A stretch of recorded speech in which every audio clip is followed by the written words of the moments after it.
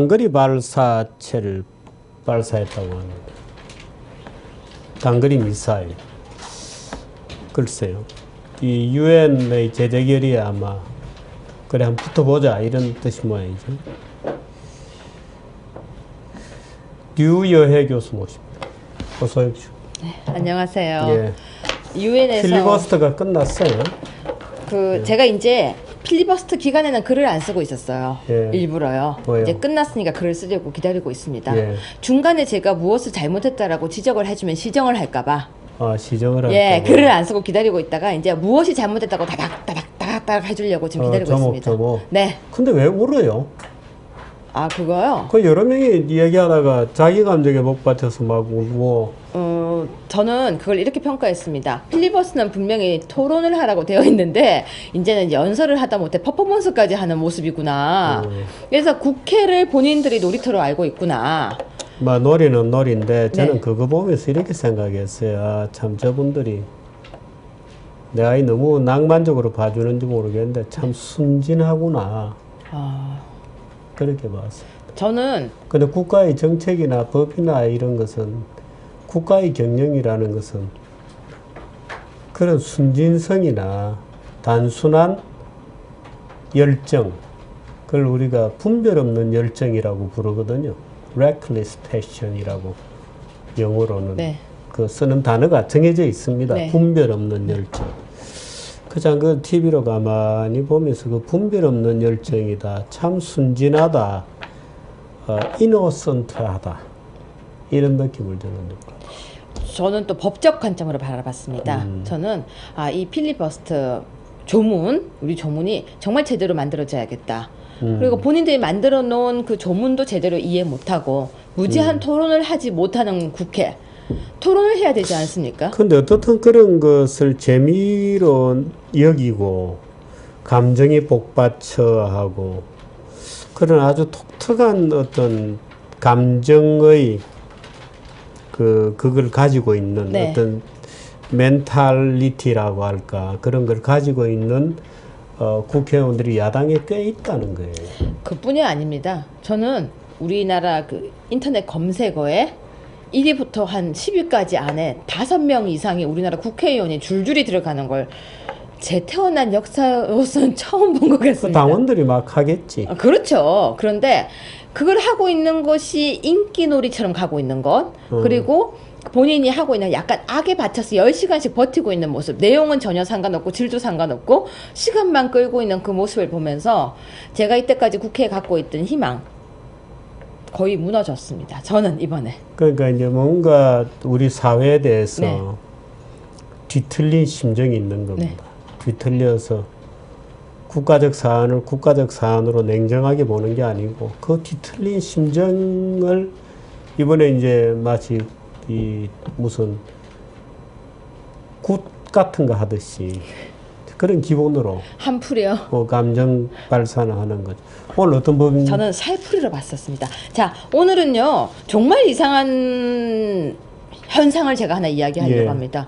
아니 이제 국회가 얼마 남지 않았습니다. 4월 13일이면 어쨌거나 새로운 국회의원이 당선되고 예, 뭐 그래도 6월 달에까지는 그쵸? 임기는 있죠. 임기는 마지막 순간까지 어떻든 19대 국회는 네. 정말 경악할 모습을 우리 계속 보여줄 모양이에요.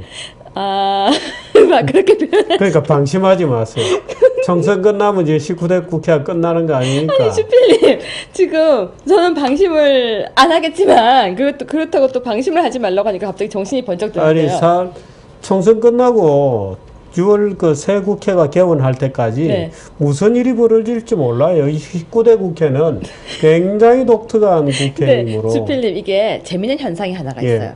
끝나갈 때 나왔던 법들이 있잖아요. 어쨌거나 통과가 안 되고 사장되잖아요. 근데 이게 20대 국회가 딱 시작되잖아요. 그 법들이 갑자기 한 달 안에 몰려서 태어나요. 왜냐면 새로 국회의원이 되잖아요. 예. 내가 국회의원이 새로 됐는데 뭔가 새로운 실적을 이제 만들고 싶은 거예요.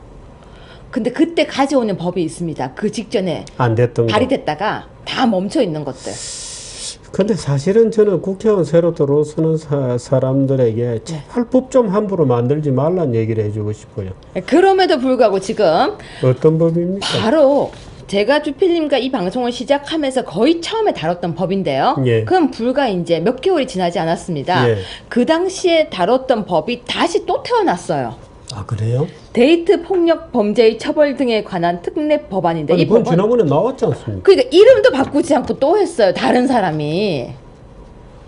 아니, 그러니까 기존에 제출된 법안하고 내용은 뭐 많이 다르나요? 아니요. 내용도 거의 똑같은데요. 데이트 폭력 처벌법이죠. 네, 그러면 똑같습니다. 누굽니까 그 사람이?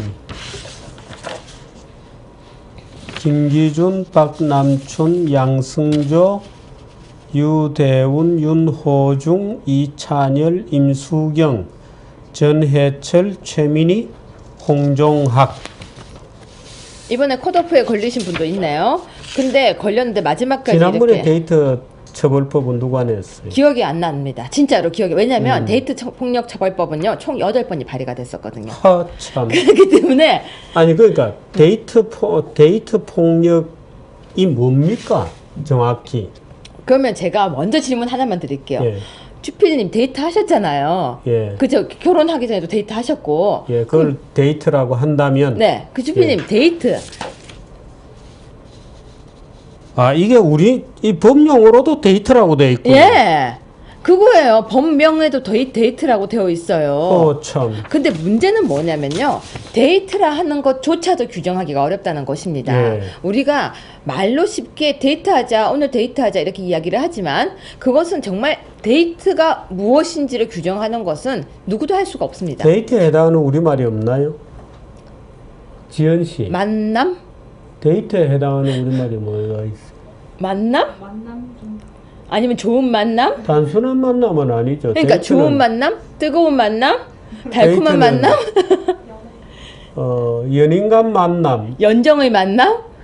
연인 간은 우리는 아직은 연인은 아니고 그러나 데이트일 수는 있죠. 그렇습니다. 그렇군요. 그 정의하기가 굉장히 어렵겠습니다. 제가 이 법이 이야기가 나오게 되면 제일 먼저 던지는 질문이 그겁니다. 예. 그럼 데이트가 뭐냐? 데이트가 뭐냐입니다.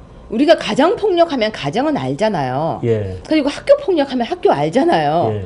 우리가 알고 있는 것은 정의를 할 수 있지만 이 정의를 할 수 없는 것에 대해서 법을 만들려고 한다는 것은요. 그건 이미 할 수 없는 걸 하려고 의도를 표시하는 거거든요. 그래서 처벌이 어떻게 무엇을 처벌한다는 거예요? 네, 뭐 데이트 어떻게? 중에 폭행을 했을 때 또는 직무 또는 상담 등을 통하여 데이트 폭력 범죄를 알게 된 의료인과 구급대원 등에 대해서도 신고 의무를 부과하는데요. 오. 이게 무슨 얘기냐면요. 주피님이 의사 선생님이에요. 제가 병원에 왔어요. 근데 제가 여기가 이렇게 멍이 들었습니다. 그러면 이거 왜 그렇습니까? 하면 남자친구한테 맞았어요. 그러면 주피님이 신고해야 돼요. 의무가 있는 거군요. 의무를 참, 부과했어. 이제는 아주 한술 더 떴어요. 지금 이 법은. 근데 데이트 폭력 아니 기본적으로 우리가 폭력 행위에 대한 처벌이 형법에 있잖아요, 기본적으로. 그뿐이 아니죠. 특정 범죄도 가중처벌을 하고 있기 때문에 때렸을 때 낮에 때렸는가 밤에 때렸는가 또 어떤 신분이 때렸는가에 대해서 가중처벌하는 법이 우리나라에는 충분히 있습니다. 그 사실은 데이트라는 게 잘 규정되지 않는데 가정이라고 하면 사실은 이제 이 가부장적 질서, 요즘 뭐 가무장이라는 말도 있습니다만, 네. 어떻든 이제 가정에 특별한 관계가 있죠. 그거를 권력 관계라고 부를 수는 없지만, 어떻든 부양하고 피부양의 네. 관계에 있는 그런 관계 속에서 어떤 지배적 위치를 악용해서 네. 또는 일탈해서 말하자면 폭력을 행사하는 그 특별한 권력 관계를 규정한 건데, 데이트, 성인 남녀 간의 데이트를 지배종속 관계에서 본다? 가정폭력이 처음 만들어지게 된 이유는요. 예. 가정폭력이 이루어지는 공간은 가정이다. 근데 피해자가 가해자로부터 벗어나기가 참 힘들다라는 구조에서 처음에 시작을 했었습니다. 예. 근데 데이트 폭력이라는 것은 그 헤어지면 구조가 그만이잖아. 아닙니다. 근데 여기에 지금 보면요. 우리 사회는 데이트 폭력을 경미한 범죄라고 생각하여 별다른 대책을 강구하지 않고 데이트 폭력으로 인한 피해자가 굉장히 늘어나기 때문에 이것은 심각한 2차 범죄로 발생을 하니까 데이트 폭력을 엄격하게 처벌하자. 이것이 현행 형사법 체계로는 근절하기가 어려우니까 이 특별법을 통해서 데이트 폭력을 피해자를 보호하자라는 게 이 법의 취지입니다. 근데 되게 그럴싸해 보이죠. 그리고 기사에도요. 데이트 폭력에 대한 내용이 계속해서 나오고 아니 있습니다. 근데 그 법이 아직 없는 법이죠. 근데 폭행죄는 어디 충분히 처벌 아니 근데 가능하죠. 제가 어디 네. 가서 그 데이트 폭력 뭐 신고하세요 뭐 이런 걸 본 적이 있어요. 맞습니다. 최근에. 그게 뭐냐면요. 얼마 전부터 아마 1월경부터였을 겁니다. 예. 뭘 시작하냐면요. 일반 폭력이 아닌 데이트 중에 생긴 폭력을 신고할 경우에는 경찰이라든지 또는 신고받은 사람이 흘려듣지 말고 그 사람을 좀 더 자세하게 조사를 하라라고 하는 특별 기간이 되었습니다. 그래서 내가 데이트 중에 폭력을 당했어요라고 여자가 신고를 하게 되면 그 신고 접수를 받은 사람이 절대 간과해서는 안 된다는 기간입니다. 지금이요. 아무리 우리 국가가 가부장적 역할을 하라고 국가들의 애비 노릇을 하라고 요구하는 세태지만 그렇게 데이트하다가 문제가 생기면 그 남자를 폭력으로 하든지 그럴 정도에 이르지 않은 정도 같으면은 말하자면 이별 통고를 하든지 그것으로서 끝나는 성인들 간의 행위죠. 그걸 보고 근데 이렇게 그걸 이제 이야기하는 국가에 거죠. 쫓아가서 제가 나 때렸어요. 근데 연애는 계속 하고 싶어요. 그러니 쟤들을 불러다가 적당히 혼내주세요. 이러라는 건가? 그러니까 우리 옛날에 가정폭력일 때요. 이런 얘기가 많았죠. 가정폭력입니다. 신고하면은 가정의 일은 가정에서 해결하세요. 그런 얘기가 많았다고 하죠. 그러니까 이 데이트 폭력도 그 각도에서 보는 겁니다. 두 사람이 사귀다가 문제가 생겼으니까 두 사람이 해결하세요라고 이야기를 하는데 이제는 그거 하지 마세요라는 법입니다. 아니 그러니까 그게 아니 성인 남녀 간의 일이잖아요. 데이트라니 무슨 어린애들도 아니고 네. 그렇게 모든 것을 특별법으로 만들어서 규제하면 밥 먹을 때 폭력, 예? 뭐 이부자리에서 폭력, 무슨 친구들 사이에 놀다가 폭력 이런 것도 다 규정해야 되잖아요. 그 중에서 밥 먹을 때 폭력은 처벌할 수가 있는 거예요. 그게 만들 수가 있는 거예요. 법조문으로. 밥 먹는다는 건 명확하니까요. 근데 이제 이부자리 아니, 밥 폭력은 먹을 때 폭력. 아니 밥 먹을 때 폭력은 규정할 수 있다라도 밥 먹을 때 폭력을 네. 다른 일반 폭력 행위와 구분해서 그겁니다. 처벌할 실익이 있느냐 이거. 당연히 없죠, 주필님. 그리고요, 우리가 가정폭력도 사실은요, 따로 구분할 필요가 원래는 없는 거였어요. 가정에서도 폭력이 발생하면 신고해서 처벌하면 되는 건데, 예. 법은 있지만 처벌이 안 되니까 가정폭력을 만든 거거든요. 근데 데이트 폭력은 충분히 현행 폭행죄로 처벌이 가능하고, 신고를 하면 되고, 내가 그 사람과 헤어지면 되고, 데이트는 법적인 의무 관계가 아닌 남남의 관계인데. 그럼요. 신고해버리면 되는 거예요. 그리고 그러니까. 내가 그 사람을 떠나면 되는 거고요. 떠나면서 신고하면 돼요. 그렇지. 처벌해주세요 하면 되거든요. 그런데 그걸 국가에 의존하고 또 여기에서는 지금 계속해서 나오는 게 데이트 중에 폭력이었습니다. 데이트 그러니까 중에 모든 폭력이었습니다. 것을 다 규정하고 싶은 어떤 규정 만능주의적 사고를 갖고 있는 국회의원들이 네. 저런 짓을 하는 거죠. 근데 이 법은 아무리 뭐라고 해도 통과돼서도 안 되고 통과될 수도 없는 겁니다. 왜냐하면 데이트를 규정할 수가 없기 때문이죠. 잘못하면은 한 번 그 여기에 만나고 규정이 안 돼 있나요? 데이트를 하면요. 그러니까 이 데이트 폭력법이 나오면서 데이트에 대한 규정이 굉장히 많이 나오고 있습니다. 한 8번째 계속 나오고 있습니다. 그런데요. 남녀 사이의 데이트 중에 이렇게 나와요. 혹시 동성애 금지법인가? 아닙니다. 갑자기 왜 그렇게 아니 남녀 간의 데이트 중에 아니 갑자기 스필님 그렇게 개구진 표정으로 저한테 물으시면 제가 말을 이어갈 수가 야 이거는 아니에요. 이거는 아닙니다. 참 가관인 법들이 그런데 더 가관이 뭔지 아세요? 지금 제가 이어서 말할 법이 전 더 가관이에요. 뭡니까? 의료법 일부 개정안입니다. 예. 예, 그런데요. 1조 2에서요. 예. 1조 2를 개정하는데 이 법은 의료를 통하여 모든 국민이 인간으로서 존엄과 가치를 가지며 행복을 추구할 수 있도록 의료의 공공성을 확보하고 영리를 추구할 수 없도록 함으로써 전 국민의 건강에 이바지 않은 것을 기본 이념으로 한다라고 만들어서 영리병원을 못 만들도록 영리병원 금지법이군요. 네. 근데 전 살다요. 이렇게 아예 뭘 정책을 못하도록 처음에 조문이 들어오는 법은 처음 봤어요. 그러니까 영리병원에 대해서 논의를 하고 허가를 하는 것이 아니라 아예 그걸 못하도록 그 제안자 누굽니까? 제안자가요. 김용익 의원이 대표 발의를 했고요. 김용익, 김광진, 장하나, 김성주, 양승조, 이목희, 홍종학, 이미경, 윤호중, 김상희 네. 10명이군요. 뭐 서명할 분들이 했군요. 그래서 다른 구체적인 조안은 없나요? 없습니다. 이게 끝입니다. 그러니까 1조 2의 기본 이념에 네.